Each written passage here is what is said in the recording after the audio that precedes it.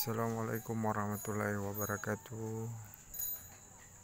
Ini saudara-saudaraku dimanapun berada, ini ada kejadian fenomena alam di malam Sabtu, tepatnya jam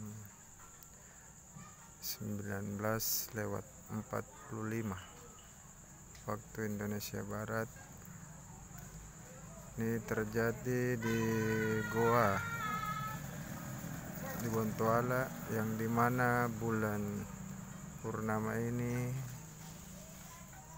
ada sosok penampakan harimau yang menerkam bulan. Kita lihat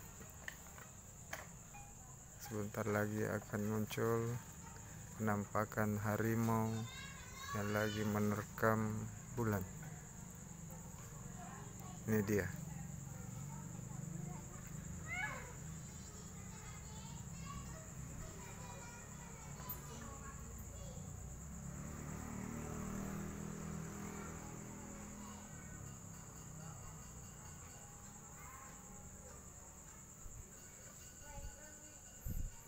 Ya, terima kasih. Selamat menjalankan ibadah puasa. Wassalamualaikum warahmatullahi wabarakatuh.